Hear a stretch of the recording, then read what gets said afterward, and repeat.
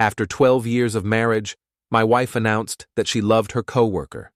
She said he was a simple man and that money didn't matter to him. I just laughed, called my assistant, and told him to cancel her credit cards, stop paying for her mother's medication, and change the locks on my house. 6 hours later, she was on her knees. The announcement came on a Tuesday morning, right after I'd finished my coffee and checked the quarterly reports for my tech consulting firm. Zara stood by the kitchen island in her pressed nonprofit manager uniform, looking like she was about to deliver a PowerPoint presentation about quarterly donor retention. "Kellen, we need to talk," she said, using that tone she reserved for discussing overdue bills or my failure to remember her book club meetings. I looked up from my laptop screen, noting the way she held her shoulders rigid and her hands clasped behind her back. 12 years of marriage teaches you to read the warning signs. This wasn't about forgetting to load the dishwasher. "Miles and I have fallen in love," she continued, as if announcing a new initiative at work. "He's a simple man, Kellen. He doesn't care about all this." She gestured around our suburban kitchen with its granite countertops and smart appliances. "Money doesn't matter to him the way it does to you." I blinked twice, processing her words. Miles Carter, the facilities coordinator at her nonprofit, the guy who fixed broken copy machines and unclogged toilets, the same Miles who'd been coming to our barbecues for the past year, drinking my beer and complaining about his landlord raising the rent on his studio apartment. "Simple," I repeated, tasting the word. "That's one way to put it." Zara's chin lifted slightly, a gesture I recognized as her preparing for battle. "I know this is difficult to hear, but I can't live this lie anymore. Miles and I want to be together." I closed my laptop and leaned back in my chair, studying her face. She looked pleased with herself, like she'd just delivered particularly devastating news and was waiting for me to crumble. The problem was I'd stopped being surprised by Zara's capacity for selfishness about 3 years into our marriage. "When did this start?" I asked, keeping my voice level. "Does it matter?" "The point is, I'm not happy. I haven't been happy for years. Miles makes me feel alive again." I nodded slowly, then pulled out my phone. "Drake, it's Kellen. I need you to handle a few things for me this morning." Zara frowned as I put the call on speaker. My assistant's voice came through crisp and professional, the way it always did when he sensed something important was happening. "What do you need, boss?"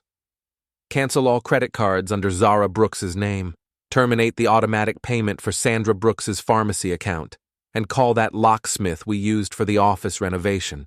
I need every lock in this house changed before sunset." The silence stretched for exactly 4 seconds before Drake responded with his usual efficiency. "Consider it done. Anything else?" "That's all for now. Thanks, Drake." I ended the call and looked up at Zara, whose expression had shifted from smug satisfaction to something approaching panic. "You can't do that," she said, her voice climbing an octave. "Those are joint accounts. My mother needs her medication." "Actually, I can do exactly that. The house is in my name only, remember? You insisted on keeping your maiden name for professional reasons. The credit cards are linked to my business accounts. And your mother's medication? Well, Miles can handle that now. He's so simple and generous." Zara's face flushed red. "You're being petty." "I'm being practical. You just told me you're in love with another man and want to leave our marriage. I'm simply adjusting our financial arrangements to match this new reality." She stared at me for a long moment, and I could practically see the wheels turning in her head. Zara had always been a planner, someone who thought 3 moves ahead. But she'd made a critical error this time. She'd assumed I would react emotionally, that I'd beg or argue or storm out of the house in a rage. Instead, I was treating this like any other business transaction that had gone sideways. "I need my things," she said finally. "Of course. I'll have them delivered to Miles's apartment this afternoon. What's his address again? That place on Maple Street above the pizza shop." The color drained from her face. "How did you know where he lives?" "Zara, I've been paying for the company holiday parties for 5 years. I have everyone's employment records, including their home addresses for tax purposes. I stood up and walked to the coffee maker, refilling my mug with deliberate calm. Behind me, I could hear Zara's breathing getting faster, the way it did when she was working herself up to one of her dramatic exits. "You think you're so smart," she said. "But you have no idea what you're doing. This will backfire on you." I turned around and smiled. Maybe. But here's the thing about simple men like Miles. They tend to have simple problems, like paying rent and buying groceries and covering their girlfriend's mother's prescription costs. I wonder how he'll handle all that on a facilities coordinator's salary. Zara grabbed her purse from the counter, her movements sharp and angry. "I don't need your money, Kellen. Neither does he." "Good, because as of about 10 minutes ago, you don't have access to it anymore." She stormed toward the front door, then stopped and turned back. "You'll regret this. Both of you will." "I'm sure we will," I said, raising my coffee mug in a mock toast. "Give Miles my regards." The door slammed hard enough to rattle the windows. I walked over to the security panel and watched through the camera feed as Zara got into her car, the leased BMW that was also tied to my business accounts. She'd figure that out soon enough. My phone buzzed with a text from Drake. "Cards canceled. Pharmacy notified. Locksmith will be there at 2 p.m. You want to tell me what's going on?" I typed back. "Zara's in love with a simple man. I'm helping simplify her life." Understood. Should I start documenting everything? Drake had worked for me for 3 years, handling everything from client relations to travel arrangements. He was sharp, discreet, and had an intuitive understanding of when situations were about to get complicated. More importantly, he'd never liked Zara, though he'd been professional enough to keep his opinions to himself. "Everything," I confirmed. "And Drake? This is going to get messy before it gets clean." "Looking forward to it, boss." I poured myself another cup of coffee and opened my laptop. If Zara wanted to play games, I was more than happy to accommodate her. But she'd made one critical mistake in her planning. She'd forgotten that I built my business by staying 3 steps ahead of everyone else, and I'd been watching her unhappiness grow for months. The phone rang 20 minutes later. Zara's number. "The cards aren't working," she said without preamble. That was fast. "What were you trying to buy?" "Gas. I need gas to get to work." "I'm sure Miles can help with that.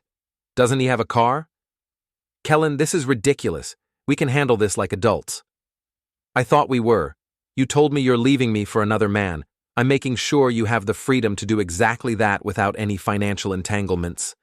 Very adult. "My mother needs her medication. You can't punish her because you're angry with me." I leaned back in my chair, noting the shift in her tone. The imperious confidence from this morning had evaporated, replaced by something that sounded almost like pleading. "I'm not punishing anyone.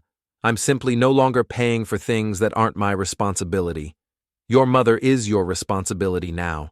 Yours and Miles's. He can't afford—" "Then maybe you should have thought about that before you fell in love with a simple man." The line went quiet for several seconds. When Zara spoke again, her voice had hardened. "Fine. Play it this way. But don't think this is over. I wouldn't dream of it." She hung up, and I immediately called Drake back.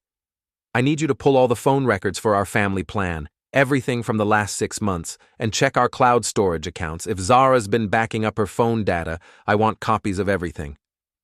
"Legal concerns?" "None. Joint account, joint access. I'm just exercising my rights as the account holder." "On it. Anything else?" "Yes. Book a courier service for this afternoon.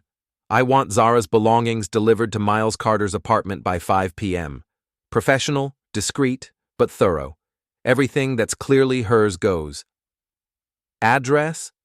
I gave him Miles's information, then added, "And Drake?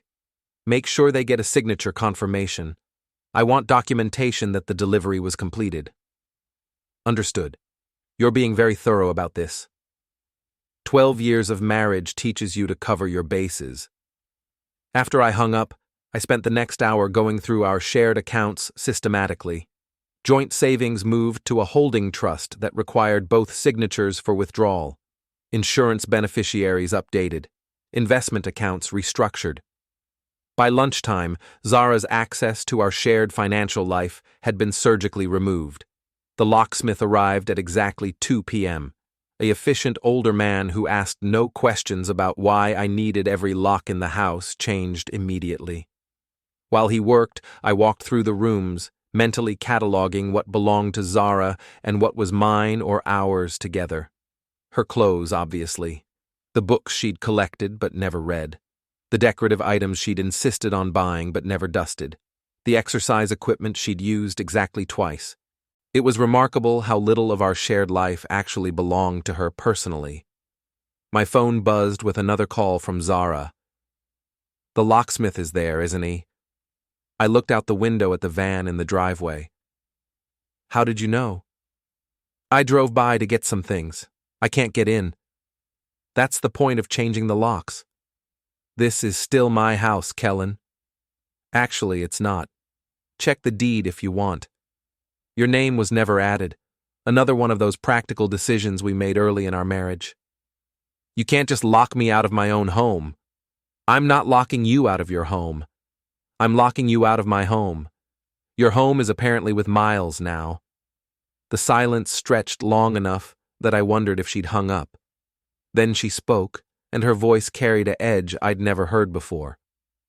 "You have no idea what you're starting." "I'm not starting anything. I'm finishing something you started this morning." "We'll see about that." This time she did hang up. I looked at the phone for a moment, then called Drake again. "Status report?" "Cards are canceled. Pharmacy account is closed. Locksmith should be finishing up soon. I've got the courier scheduled for 4 p.m. Phone records will take another hour, but I've already accessed the cloud backup. Boss, you're going to want to see this." "That bad?" "Let's just say your wife has been planning this conversation for longer than you might think. I'm putting together a file. You'll have it by the end of the day." "Good. And Drake, start documenting everything from this point forward. Every call, every text, every interaction. Timestamps, witnesses, the works." "Expecting trouble?" "Counting on it."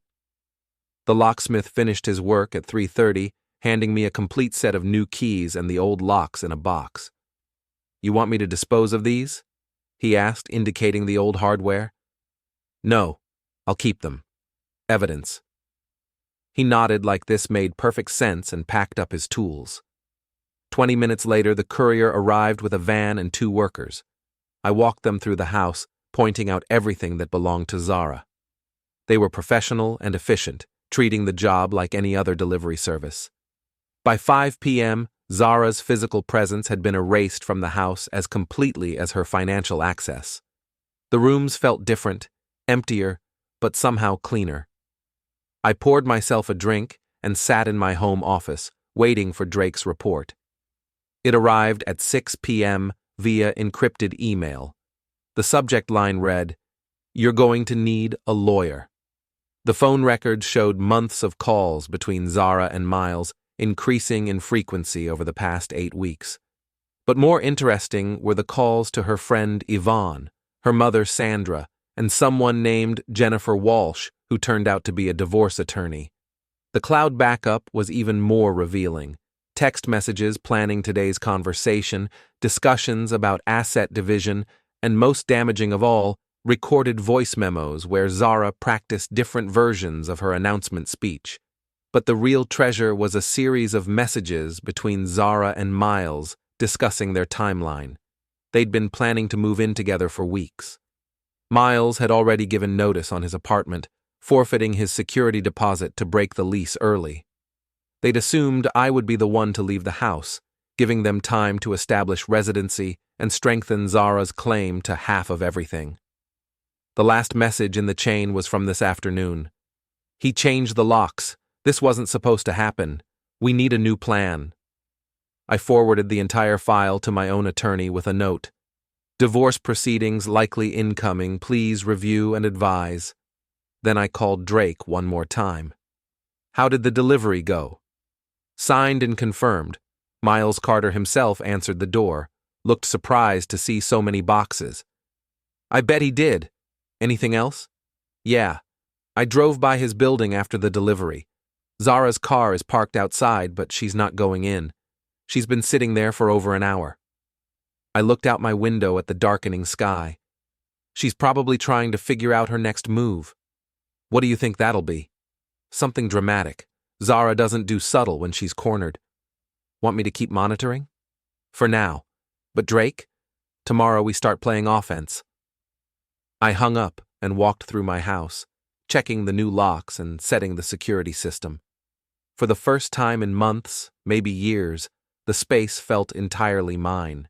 No tension in the air, no unspoken resentments, no careful navigation around someone else's moods. My phone buzzed with a text from an unknown number. This isn't over. I typed back, I certainly hope not. Then I poured another drink and started planning my next move. Zara wanted to play games with a simple man? Fine. But she'd forgotten something important about simple plans. They only work when everyone follows the script. And I'd never been very good at following other people's scripts. The next morning brought 3 developments that confirmed my suspicions about Zara's character and her capacity for strategic thinking. First, she'd spent the night in her car outside Miles's apartment building because his studio was too small for all her belongings. Second, she'd called in sick to work, which meant she was planning something that required a full day of preparation. Third, she'd retained Jennifer Walsh, the divorce attorney, whose consultation fees started at $500 per hour. Drake arrived at my office with coffee and a folder thick enough to stop a bullet. Your wife's been busy, he said, settling into the chair across from my desk. Phone records show 17 calls between 6 p.m. yesterday and 6 a.m. this morning, mostly to her lawyer, her mother, and someone named Yvonne Martinez, who appears to be her closest friend. Yvonne's the one who encouraged her to join that book club that never actually read any books, I said, flipping through the documentation. What kind of strategy are they cooking up? The nuclear option. According to the text messages I intercepted this morning, she's planning to file an emergency petition claiming financial abuse and domestic violence. I looked up from the papers. Domestic violence. I never touched her. Doesn't matter. The accusation alone can freeze your assets and get you removed from your own house while the courts sort it out. It's a common tactic in high-asset divorces. Make the accusations, force you to spend months proving your innocence, and meanwhile, she gets temporary control of everything. I leaned back in my chair, considering this information. It was exactly the kind of move Zara would make. Dramatic, potentially devastating, and completely divorced from reality. She'd always been willing to bend the truth when it served her purposes, but this represented a new level of calculation. How long do we have? She's meeting with her lawyer at 10 a.m. If they file today, you could be served by this afternoon. Then we need to move faster. What did you find in the cloud backup? Drake opened his laptop and turned it toward me. Voice memos. Lots of them. Your wife apparently likes to practice her conversations before she has them. He played the first recording, and Zara's voice filled the office. Kellen, I need to tell you something important. Miles and I have fallen in love, and I think it's time we discussed the future of our marriage. The second version was more aggressive. I'm not happy, Kellen. I haven't been happy for years. Miles makes me feel alive in ways you never could.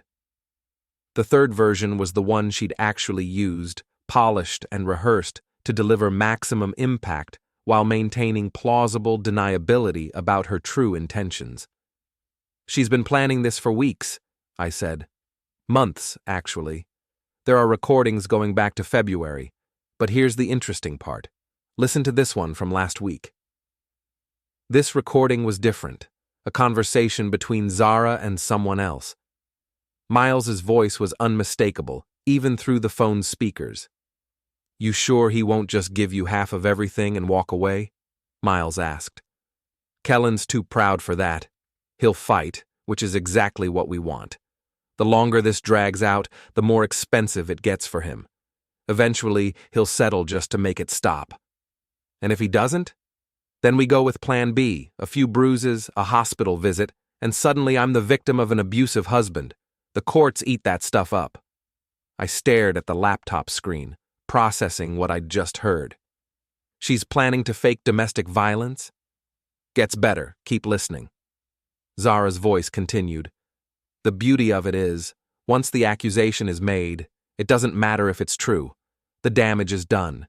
His business reputation, his relationships, his access to assets, all frozen while he tries to prove he's not a wife-beater. What about your mother's medication? What about it?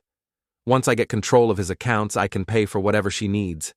Besides, a few days without her pills won't hurt her. Might even help our case if she has to go to the hospital. The recording ended, and I sat in silence for several seconds. I'd known Zara was selfish, but this level of calculated cruelty was beyond what I'd imagined her capable of. How many people know about this plan? I asked. Based on the phone records, at least 4. Zara, Miles, the friend Yvonne, and possibly her mother.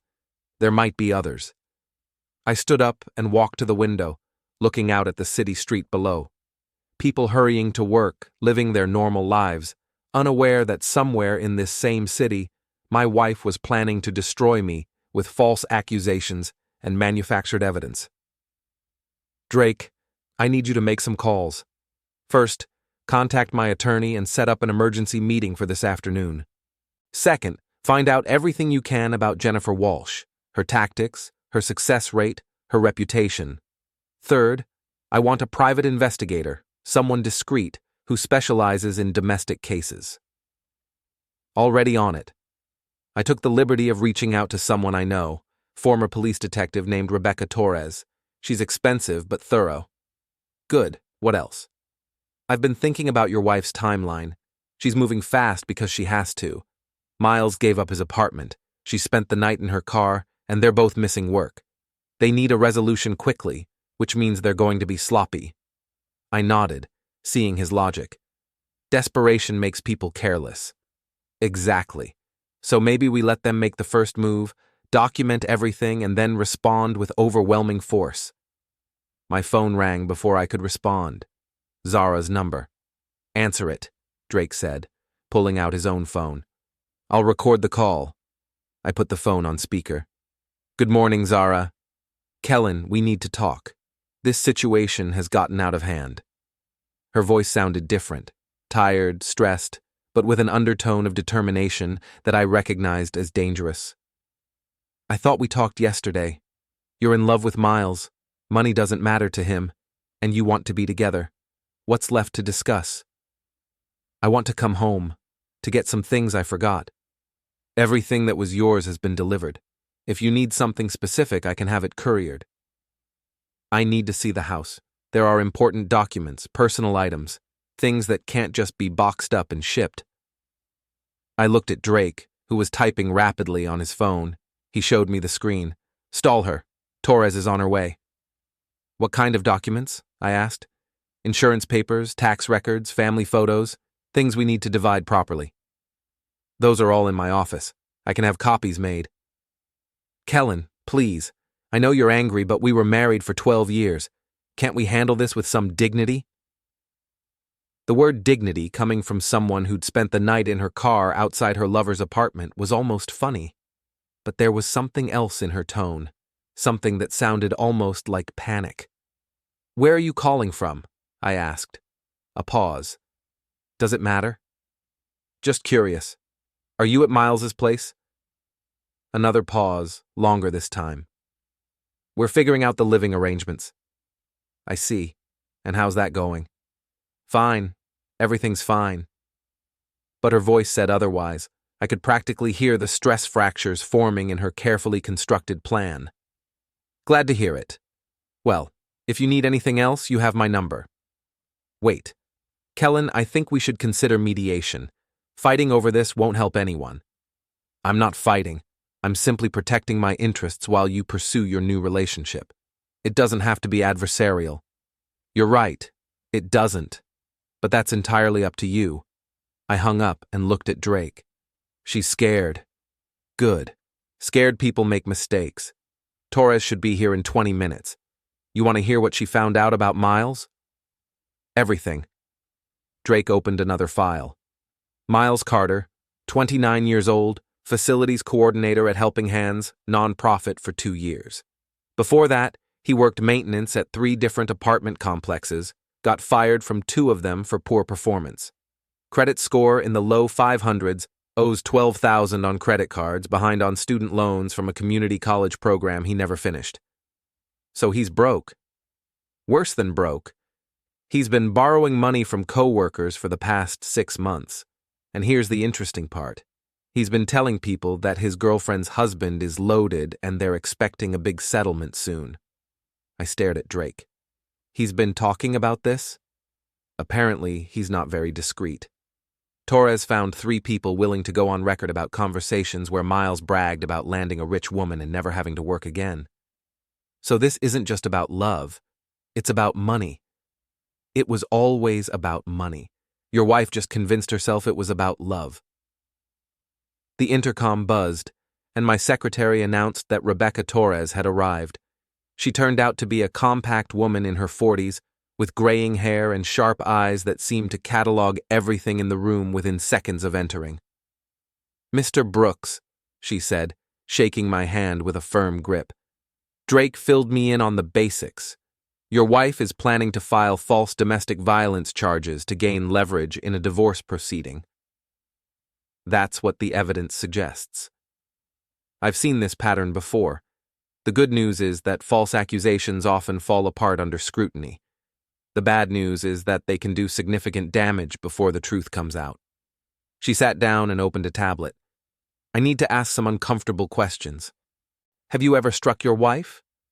"No." "Threatened her?" "No." "Destroyed her property? Controlled her movements? Monitored her communications?" "No, no, and no. Well, except for monitoring the communications we're doing now, but those are joint accounts." "Good. Any witnesses to arguments or confrontations?" "We rarely argued in front of other people. Zara preferred to keep our problems private." Torres nodded. "That's actually helpful. If she claims a pattern of abuse, she'll need to explain why no one ever saw evidence of it. What about your business? Any employees who can speak to your character?" "Dozens. I've never had a complaint, never lost my temper with staff, never been anything but professional." "Excellent. Now, let's talk about what we're going to do." She outlined a strategy that was both simple and comprehensive. Document everything, gather character witnesses, prepare for the accusations before they were made, and most importantly, let Zara and Miles continue making mistakes while we built an airtight defense. "The key is patience," Torres said. "They're operating on emotion and desperation. We're going to operate on facts and preparation." After she left, Drake and I spent the rest of the morning organizing our evidence and preparing for what was coming. At 11:30, my attorney called with an update. "They filed," he said without preamble. "Emergency petition for restraining order, temporary spousal support, and exclusive use of the marital home. The domestic violence allegations are exactly what you predicted." "How bad?" "She claims you've been psychologically abusive for years, that you've threatened her, and that you became physically aggressive yesterday when she tried to leave. She's asking for immediate protection and temporary control of all marital assets." I looked at Drake, who was listening on the extension. "When's the hearing?" "Tomorrow at 9 a.m. The judge will review her petition and decide whether to grant a temporary restraining order.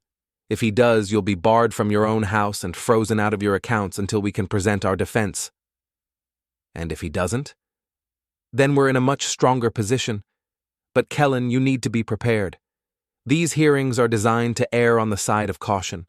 Judges would rather grant an unnecessary restraining order than risk letting an actual abuser continue harming someone." After I hung up, I sat in my office staring out the window. Somewhere across town, Zara was probably feeling very pleased with herself. She'd played her nuclear option, and now all she had to do was wait for the legal system to hand her everything she wanted. But she'd made one critical error in her planning. She'd assumed I would react the way most people react to false accusations, with panic, anger, and desperate attempts to prove innocence. Instead, I was going to do something she wouldn't expect. I was going to let her win, temporarily. "Drake," I said, turning back to my desk, "I need you to move some money around, quietly." "How much money?" "All of it." The hearing took place in a sterile courtroom that smelled like floor wax and broken dreams. Judge Patricia Hendricks, a woman in her 60s with steel gray hair and reading glasses that made her look like a disapproving librarian, reviewed Zara's petition with the kind of thorough attention that suggested she'd seen this exact scenario play out dozens of times before. Zara sat at the plaintiff's table with Jennifer Walsh, looking appropriately fragile in a conservative blue dress and minimal makeup. She'd even managed to produce some very convincing dark circles under her eyes, though I suspected those came from spending 2 nights sleeping in her car rather than from any trauma I'd inflicted. My attorney, Richard Moss, had warned me to expect the worst. "The system is designed to protect potential victims," he'd said. "We'll have our chance to present evidence later, but today is about damage control." Judge Hendricks looked up from the papers and addressed Zara directly. "Mrs. Brooks, you're alleging that your husband has engaged in a pattern of psychological and financial abuse, and that this escalated to physical intimidation when you attempted to leave the marriage. Is that correct?" "Yes, Your Honor." Zara's voice was steady, but carried just the right note of barely controlled emotion. "I've been afraid to leave for years because of his control over our finances. When I finally found the courage to tell him I wanted a divorce, he became violent and threatening. Can you describe the specific incident that prompted you to seek this restraining order?" Zara took a breath, as if steeling herself to relive a traumatic memory. "When I told him I was leaving, he became enraged. He started yelling, throwing things. He grabbed my arm hard enough to leave bruises and told me I would never get a penny from him. Then he had all the locks changed so I couldn't even get my belongings. It was a masterful performance, mixing just enough truth with carefully crafted lies to create a compelling narrative. The part about changing the locks was accurate, which would make the rest of her story seem more credible." Judge Hendricks turned to my attorney. "Mr. Moss, how does your client respond to these allegations?" Richard stood up, his expression appropriately grave. "Your Honor, my client categorically denies any physical or psychological abuse. The financial actions he took were in direct response to Mrs. Brooks's announcement that she was leaving the marriage for another man. He was protecting his assets, which is his legal right. Does he have evidence to support this version of events?" "We do, Your Honor, but we would request a full hearing to present that evidence properly." The judge nodded and made some notes. This was the critical moment, the decision that would determine whether I spent the next several months locked out of my own life while the courts sorted through the competing narratives. "Mrs. Brooks," the judge said, "do you have medical documentation of the injuries you claim to have sustained?" Zara's composure flickered for just a moment. "No, Your Honor. I was too frightened to seek medical attention immediately. But I have photographs." She handed some papers to the bailiff, who passed them to the judge. I couldn't see the images, but I could guess what they showed. Bruises that could have come from anywhere, photographed at angles that made them look as dramatic as possible. Judge Hendricks studied the photographs for several long seconds. "These appear to be relatively minor injuries. When were these photographs taken?" "The morning after the incident, Your Honor." "And you're certain these injuries were caused by your husband's actions?" Another flicker of uncertainty. "Yes, Your Honor." The judge made more notes, then looked up at both legal teams. "I'm going to grant a temporary restraining order, effective immediately. Mr. Brooks, you are prohibited from contacting your wife directly or indirectly and from entering the marital home. Mrs. Brooks, you are granted temporary exclusive use of the residence." My heart sank, but Richard had prepared me for this outcome. The real battle would come later, when we had a chance to present our evidence in a full hearing. However, the judge continued, I'm not granting the request for asset freezing at this time. The financial actions described by Mrs. Brooks, while perhaps precipitous, appear to have been taken in response to her announcement of intent to leave the marriage. Mr. Brooks will retain control of his business accounts and assets pending a full hearing on the merits. It was a split decision. Zara got the house, but I kept the money. Not ideal, but not the complete disaster it could have been. As we filed out of the courtroom, I caught a glimpse of Zara's face. She looked pleased about getting the house, but frustrated about the assets. This wasn't the total victory she'd been expecting. Outside the courthouse, Richard pulled me aside. It could have been worse. We have 2 weeks to prepare for the full hearing. That's when we present our evidence and tear apart her story. What about the house? You'll need to find somewhere else to stay. But Kellen, this might actually work in our favor. If she's living in your house, she's going to get comfortable. Comfortable people make mistakes. I nodded, but my mind was already moving ahead to the next phase. Zara thought she'd won a major victory, which meant she'd probably get careless. And I had plans for that carelessness. Drake was waiting for me in the parking garage, leaning against his car with the patient expression of someone who'd expected exactly this outcome. How bad? He asked. She gets the house, I keep the money. Could be worse. Torres called while you were in there. She's got some interesting updates. We drove to a coffee shop several blocks away from the courthouse, where Rebecca Torres was waiting with a laptop and a folder full of new documentation. Your wife moved into the house this morning, she said without preamble. But she's not alone. Miles is with her, and so is her friend Yvonne. They're treating it like a celebration. She turned her laptop toward me, showing surveillance photos of Zara, Miles, and a woman I recognized as Yvonne Martinez carrying boxes into my house. They're moving him in permanently? Looks like it, but here's the interesting part. Miles quit his job yesterday, sent his resignation via email, effective immediately. I stared at the photos. He quit? Gets better. I talked to his former supervisor this morning. Miles told several co-workers that he wouldn't need to work anymore because his girlfriend was about to come into a lot of money. Drake leaned forward. He's counting on winning the divorce settlement. Which means he has no income and no prospects, Torres continued. And your wife is supporting him with... What exactly? She doesn't have access to your accounts anymore. It was a good question. Zara's non-profit job paid reasonably well, but not enough to support 2 people and maintain the lifestyle she'd become accustomed to. She had to be burning through her savings quickly. What about her mother's medication? I asked. Torres consulted her notes. Sandra Brooks was hospitalized yesterday evening. Apparently she ran out of her heart medication and had a reaction. She's stable now, but the hospital bills are going to be substantial. I felt a pang of genuine guilt about that. Sandra Brooks might be demanding and entitled, but she was also a 72-year-old woman with serious health problems. Using her medication as leverage had been effective, but it had also put her at risk. I need to fix that, I said. Careful, Torres warned. Any direct contact with the family could be seen as violating the restraining order. Not direct contact.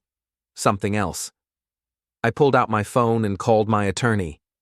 Richard, I need you to set up a medical trust for Sandra Brooks, enough to cover all her healthcare expenses, but administered through a third party so there's no direct contact with Zara. That's actually a smart move, shows good faith, demonstrates that you're not trying to harm anyone, just protecting your interests. How quickly can you set it up? By the end of the day. But Kellen, why are you doing this? Strategically, her mother's medical crisis actually helps our case. It shows the consequences of Zara's choices. I looked at the surveillance photos again, seeing Zara and Miles laughing as they carried boxes into my house. Because I'm not trying to hurt innocent people. I'm trying to prove a point. After I hung up, Torres gave me a look that was part approval, part concern. You're playing a longer game than most people in your situation. What do you mean? Most men facing false domestic violence charges either collapse under the pressure or lash out in ways that make them look guilty. You're doing neither. You're staying calm, making rational decisions, even showing compassion for people who don't deserve it. And that helps us how? It builds a narrative. When we get to the full hearing, we're not just going to prove that Zara's accusations are false. We're going to show the judge exactly who you are versus who she is. Drake nodded. Character assassination, but with facts. Exactly. And speaking of facts, I have more. Torres opened another file. I've been digging into Miles Carter's background. The financial problems are worse than we thought. He owes money to at least 6 different people, including some who aren't particularly patient about collection. She showed me a series of documents, loan agreements, past due notices, and what looked like increasingly threatening letters from creditors. How much does he owe? Close to $30,000, not counting the credit cards, and some of these debts are to people who don't report to credit agencies, if you know what I mean.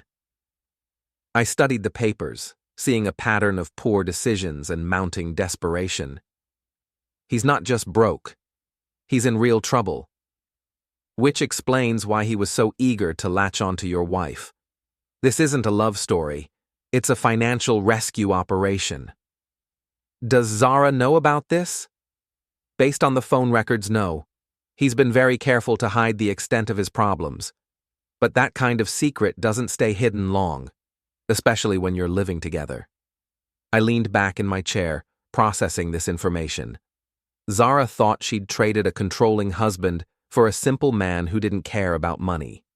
In reality, she'd traded financial security for a man whose desperation about money had driven him to pursue her in the first place. How long before his creditors start calling? I asked. They already are. I have recordings of at least 3 calls to his phone in the past 2 days. He's not answering, but they're leaving messages. Torres played one of the recordings, a man's voice with a slight accent. Miles, this is Tony. You know what this is about. The clock is ticking, and my patience is running out. You need to call me back today, or we're going to have a problem. Friendly, Drake observed. It gets better.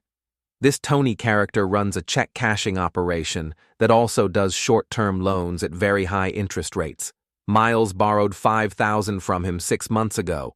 With penalties and fees, he now owes almost $8,000. I looked at the surveillance photos again, seeing them in a new light. Miles wasn't moving into my house as Zara's triumphant new love. He was hiding from his creditors in the only safe place he could find. What happens when they find him? Depends on how patient they are, but men like Tony don't usually wait long for their money. My phone buzzed with a text from an unknown number. Your wife's boyfriend owes me money. Thought you should know. I showed the message to Torres, who smiled grimly. Looks like Tony found out where Miles is staying. Should I respond? Not directly, but this gives us options. She was right. The situation was becoming more complex by the hour, with new players and new pressures entering the game. Zara thought she was in control, living in my house with her new love, while I was reduced to staying in a hotel and fighting false accusations. But the reality was very different. She was trapped in a house she couldn't afford to maintain, supporting a man whose financial problems were about to explode, while I had the resources and patience to wait for her carefully constructed plan to collapse under its own weight. What's our next move? Drake asked. I looked at the photos one more time, then closed the folder. We wait, and we document everything. Zara's about to discover that getting what you want isn't the same as being able to handle what you get. Torres nodded approvingly. Patience and preparation, the 2 things that win these kinds of cases. But as we left the coffee shop, I couldn't shake the feeling that we were missing something important. Zara was impulsive and selfish, but she wasn't stupid. She had to know that her current situation wasn't sustainable, which meant she was planning something else, something we hadn't anticipated yet. The text messages started 3 days after Zara moved into my house. Not to me directly, the restraining order prevented that, but to my business phone, my email, and even my LinkedIn account. Someone was conducting a systematic campaign to destroy my professional reputation. The messages all followed the same pattern: anonymous accounts claiming to be former employees or clients, describing incidents of aggressive behavior, inappropriate conduct, and financial irregularities. None of it was true, but the sheer volume was impressive. 17 different platforms, Drake said, scrolling through his tablet as we sat in my temporary office. Social media, professional networks, review sites, even some industry forums. Whoever's doing this is thorough. I leaned back in my chair, studying the pattern. It's coordinated, too organized to be random trolling. Agreed. And look at the timing, all posted within a 6-hour window yesterday evening. This is a planned attack. My phone rang. Richard Moss, my attorney. Kellen, we need to talk. I just got off the phone with Jennifer Walsh. She's claiming you're violating the restraining order by harassing her client online. I haven't contacted Zara at all. I know that. But she's saying these social media attacks constitute indirect contact and intimidation. She wants to file a contempt motion. I looked at Drake, who was shaking his head. Richard, I'm not behind any social media campaign. Someone else is doing this. Can you prove that? Working on it. But the timing is suspicious. Why would I start an online harassment campaign right before our hearing? That's what I told Walsh. It doesn't make tactical sense. But Kellen, if we can't prove you're not behind this, it could seriously damage our case. After I hung up, Drake and I spent the next hour analyzing the fake accounts. The digital fingerprints were subtle but detectable. Similar writing styles, coordinated posting times, and IP addresses that trace back to a handful of locations. Got it, Drake said finally. 3 IP addresses all in the same neighborhood. Want to guess which neighborhood? Where my house is. Bingo. Your wife, her boyfriend, and probably that friend Yvonne are running a coordinated smear campaign from your own internet connection. I had to admire the strategy, even as it infuriated me. By using my home internet, they were making it harder to trace the attacks back to them while simultaneously trying to frame me for harassment. Can we prove it? Already am.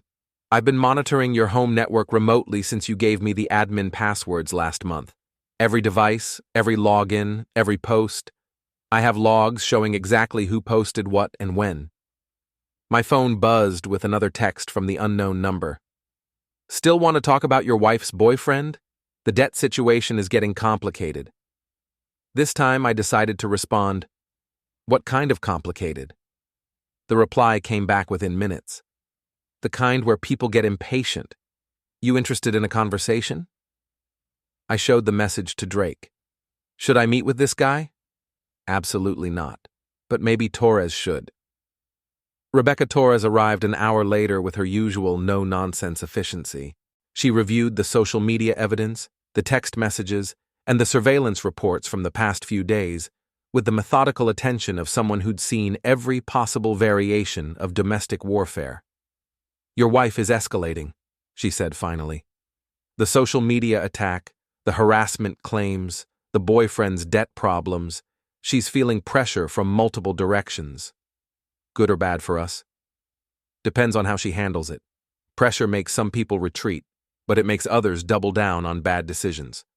She opened her laptop and showed me new surveillance photos from outside my house. Miles's creditors are getting more aggressive. This was taken yesterday afternoon. The photo showed a large man in a cheap suit standing on my front porch, apparently having an animated conversation with someone inside. Even through the closed door, his body language suggested the conversation wasn't friendly. Tony? I asked. His associate. Tony himself showed up this morning with 2 other men. They stayed for about an hour. What do you think they discussed? Payment plans, probably. But here's the interesting part. After they left, Miles and Zara had a screaming fight in your driveway. Loud enough that 3 neighbors came out to watch. She played an audio recording from a device she'd apparently placed somewhere with a clear line of sight to my house. The quality was surprisingly good. You told me you didn't owe anyone money, Zara's voice high and angry. It's not that simple. These are business loans, investments that didn't work out. $30,000, Miles. How do you owe $30,000 to people like that? It's going to be fine. Once the divorce is settled, we'll have plenty of money to pay everyone back. What if we don't? What if Kellen fights this and we don't get anything? A pause. Then Miles's voice, lower but still audible. Then we go with the backup plan. What backup plan? The one we discussed. Make it look like he violated the restraining order, get him arrested, and then it doesn't matter what evidence he has. I stared at the laptop screen. They're planning to frame me? Sounds like it. But here's the good news. They just confessed to conspiracy on a recording that will hold up in court. Torres closed the laptop and pulled out her phone. I'm going to recommend we accelerate our timeline. The longer we wait, the more desperate they're going to get. What do you have in mind? Your wife is planning some kind of public event, a fundraiser for her nonprofit. It's scheduled for this weekend at the downtown convention center. Big donors, local politicians, media coverage. And she's using it as a platform to play the victim. According to my sources inside the nonprofit, she's planning to give a speech about surviving domestic abuse and finding the courage to leave. Drake looked up from his tablet. Public sympathy campaign. Exactly. She's going to paint herself as the brave survivor and you as the abusive husband she heroically escaped. It'll be very compelling, especially with all the social media buzz she's been generating. I considered this information. A public event meant witnesses, media coverage, and the kind of high-stakes environment where mistakes were amplified. If Zara was planning to use the fundraiser as a platform for her victim narrative, it also represented an opportunity to expose the truth. Can we get into this event? I'm already working on it. But Kellen, if we're going to do this, we need to be smart about it. One wrong move, and you'll look like the stalker ex-husband who can't let go. What do you recommend? Torres smiled, and for the first time since this whole mess started, I saw something that looked like genuine anticipation in her expression. We let her give her speech. We let her play the victim, accept the sympathy, and bask in the attention, and then we show everyone exactly who she really is. The fundraiser was held in the grand ballroom of the downtown Marriott, a space that could accommodate 300 people and had excellent acoustics for speeches. I arrived early, dressed in a conservative suit and accompanied by Drake and Torres, who were posing as potential donors interested in the nonprofit's work. The crowd was exactly what I'd expected. Wealthy liberals who wrote checks to feel good about themselves, local politicians looking for photo opportunities, and nonprofit professionals networking for their next career move. Zara moved through the room like a celebrity, accepting condolences and support with practiced grace. She looked good, I had to admit. The stress of the past week hadn't shown up in her appearance. If anything, she seemed energized by the attention and sympathy she was receiving. Miles was there too, staying close to Zara, but clearly uncomfortable in the formal environment. He'd borrowed a suit that didn't fit quite right and kept tugging at his tie like it was choking him. "There's our boy," Torres murmured, nodding toward a corner where a large man in an expensive suit was nursing a drink and watching Miles with predatory attention. "Tony?" "In the flesh. Interesting that he managed to get invited to a nonprofit fundraiser." I studied the man, noting the way other guests seemed to unconsciously give him space. He looked like exactly what he was, someone who collected debts for a living and wasn't particularly concerned about social niceties. The speeches began at 8 p.m. The nonprofit's board chair gave a brief welcome, followed by remarks from a city councilman about the importance of supporting vulnerable communities. Then Zara took the stage. She'd prepared carefully for this moment. Her speech began with statistics about domestic violence, moved through her organization's work supporting survivors, and then shifted to a more personal tone.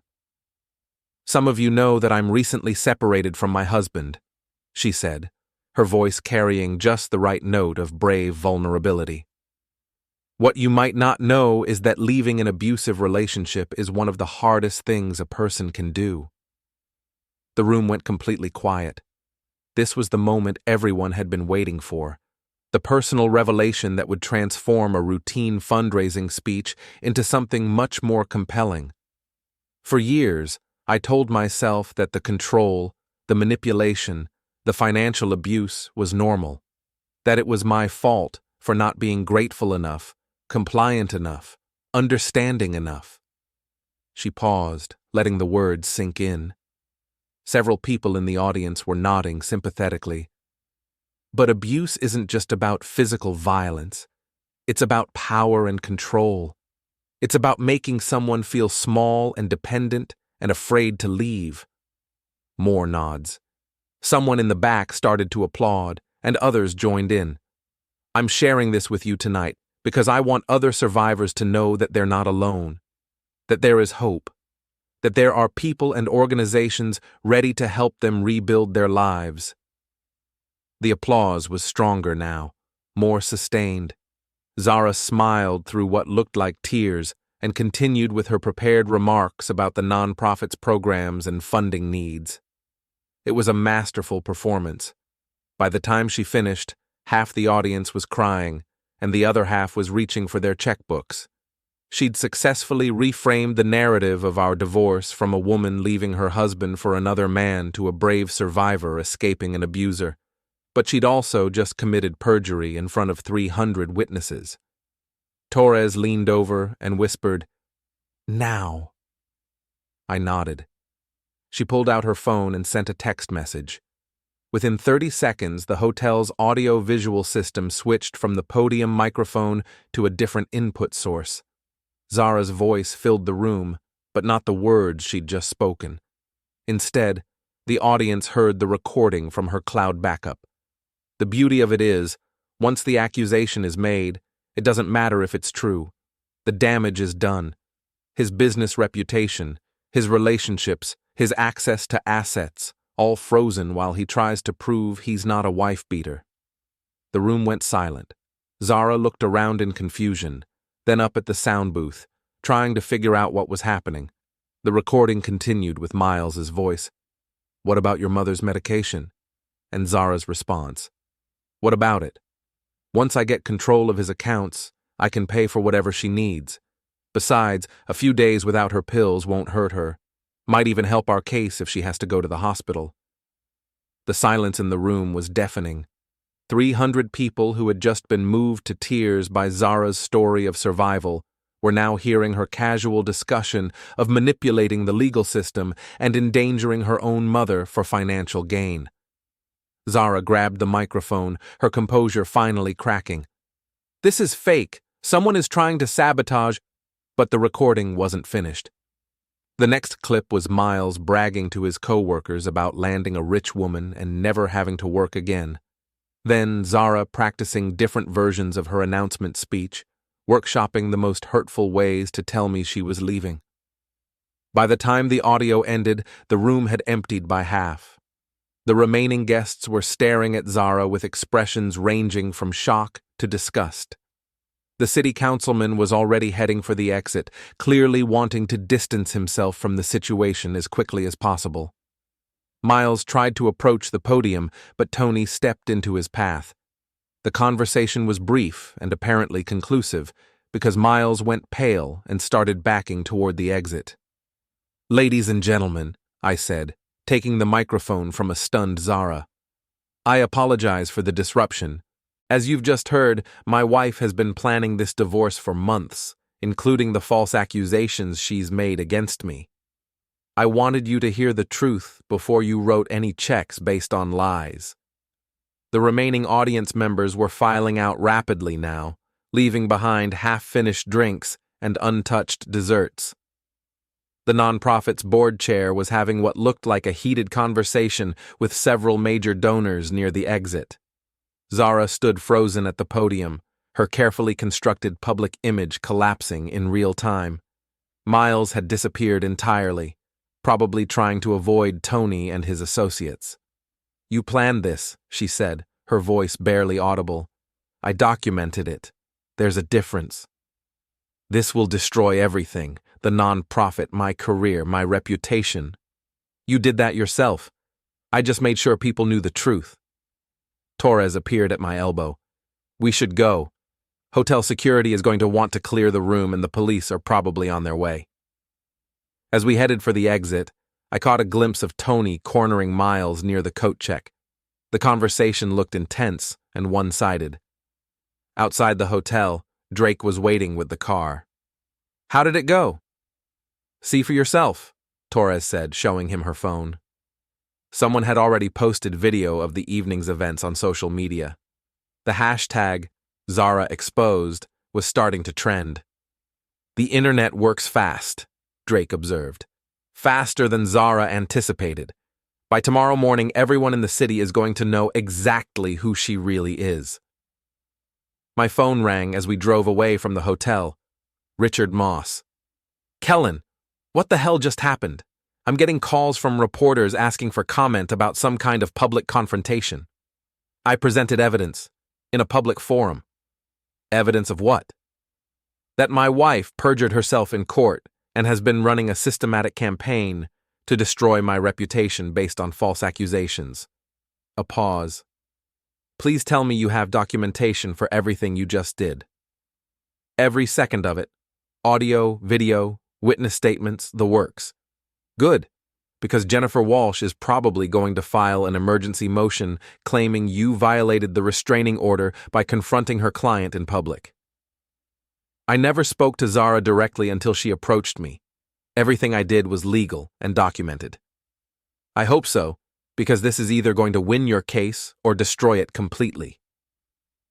After I hung up, I looked out the window at the city lights passing by. Somewhere out there, Zara was probably trying to figure out how to recover from the most public humiliation of her life.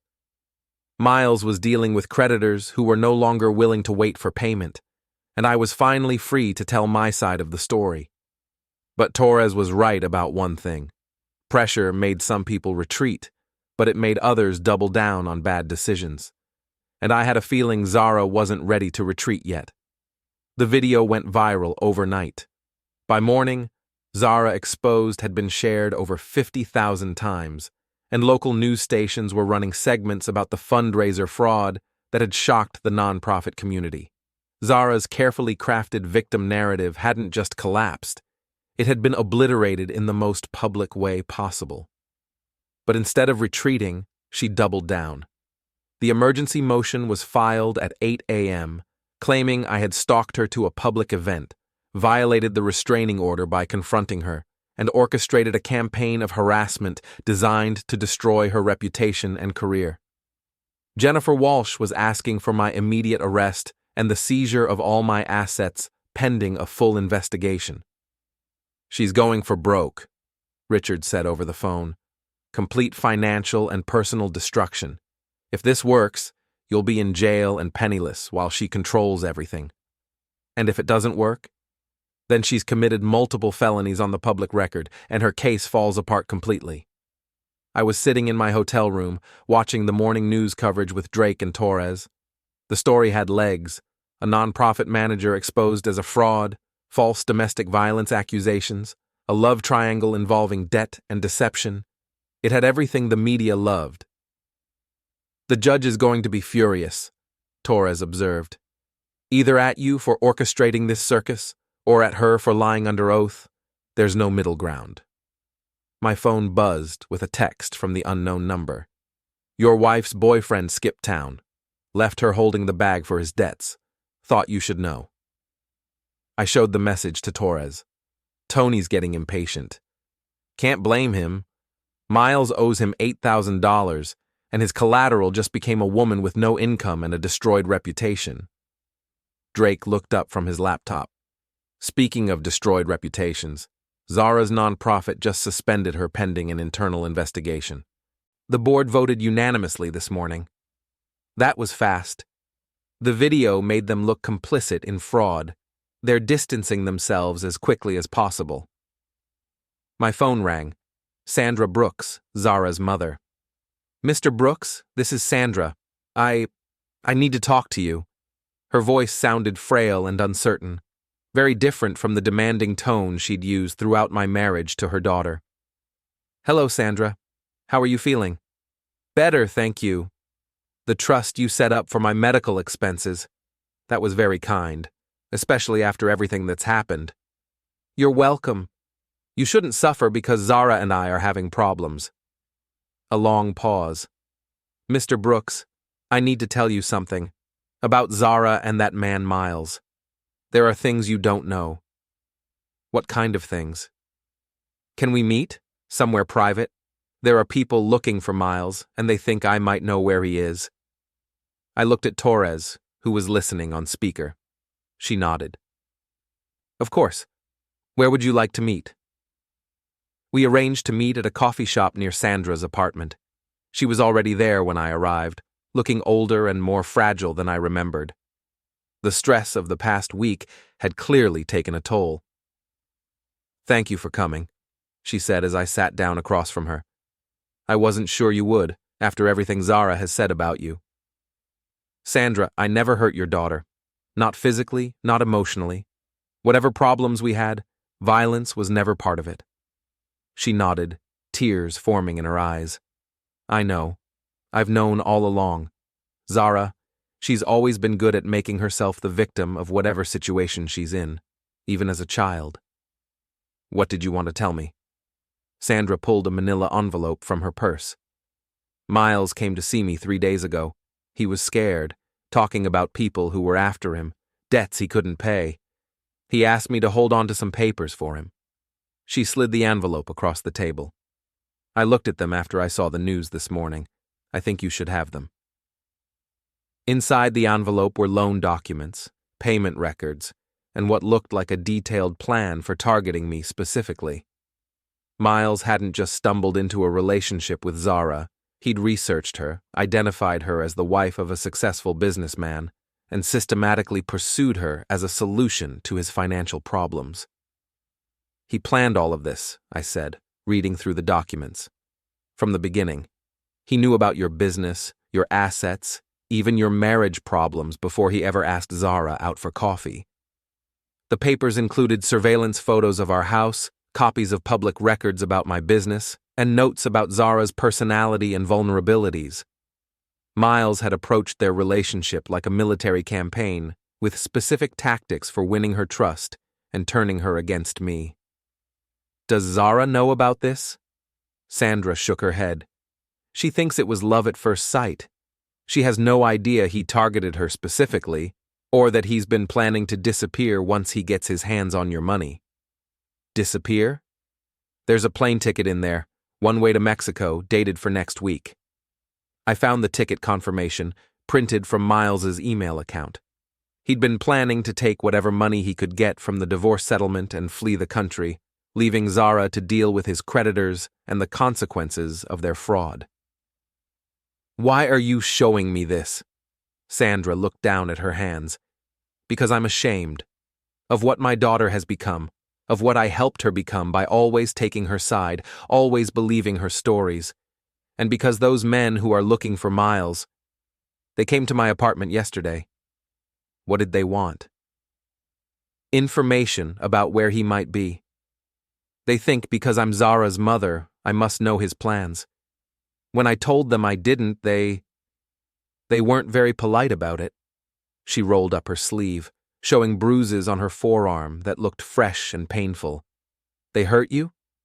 Just to make a point.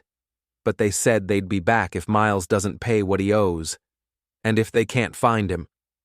She didn't finish the sentence, but the implication was clear. Tony and his associates were going to hold Zara responsible for Miles's debts, whether she knew about them or not. Sandra, you need to call the police. And tell them what?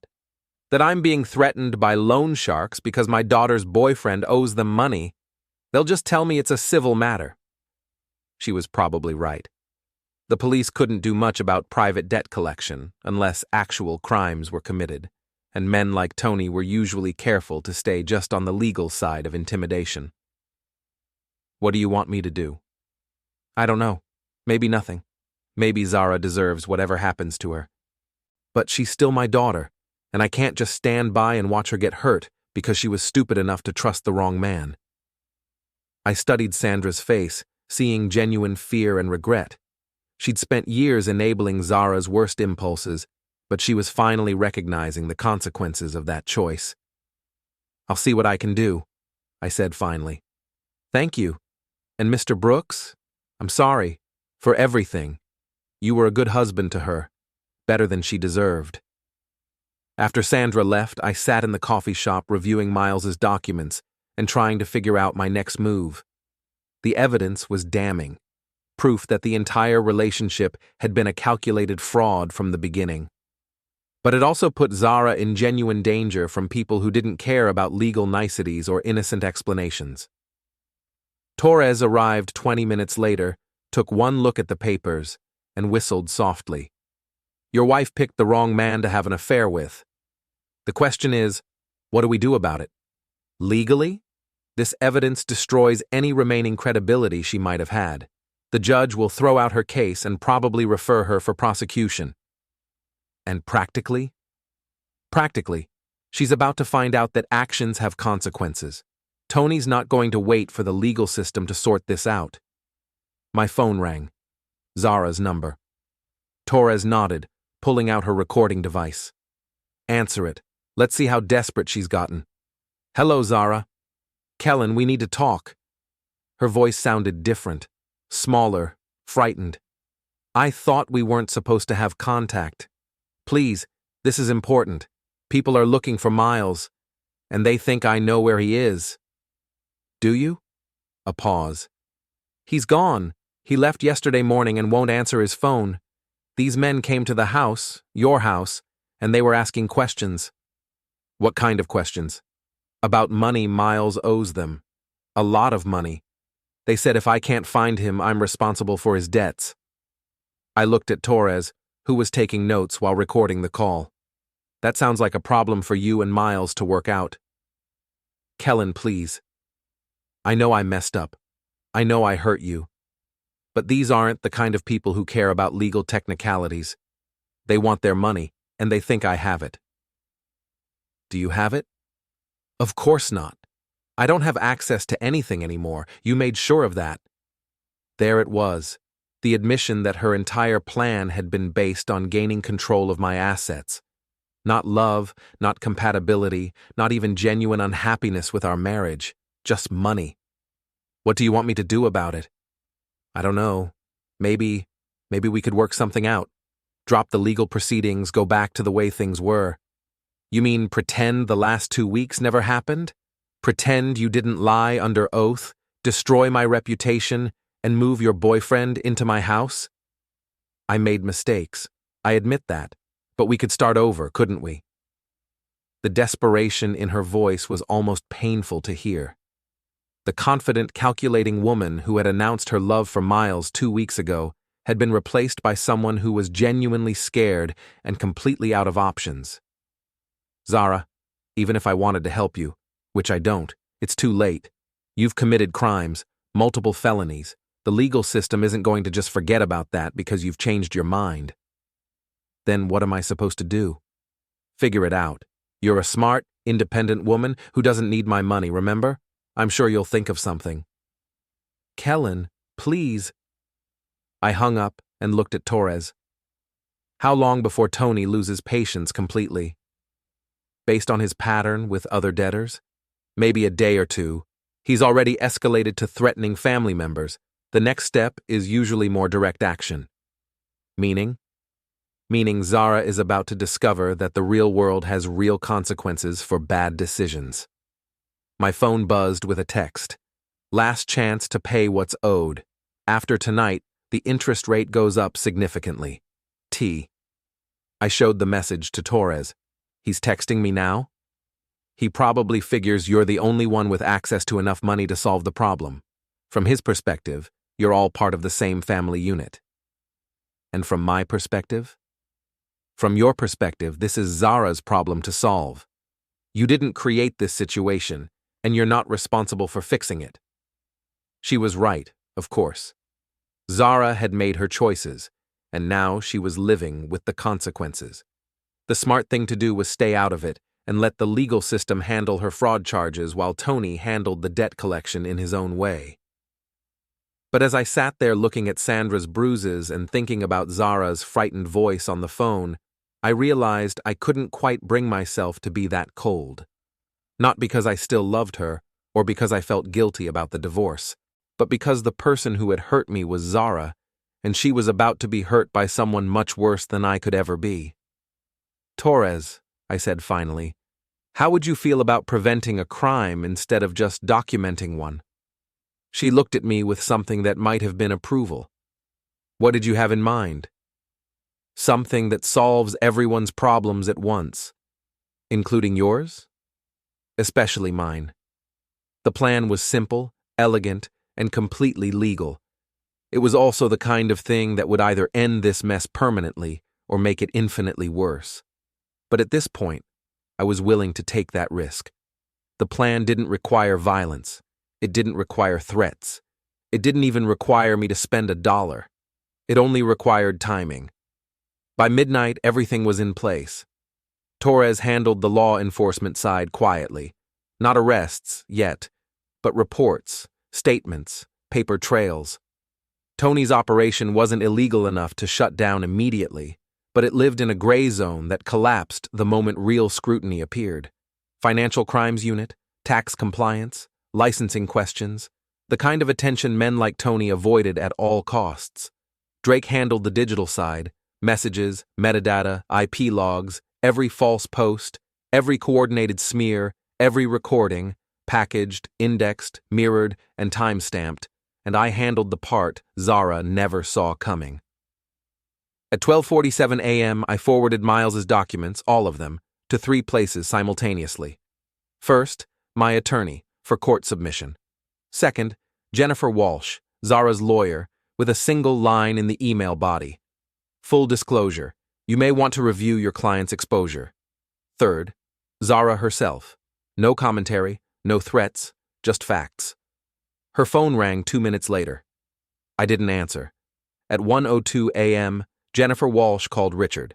At 1:11 a.m., the emergency motion was withdrawn.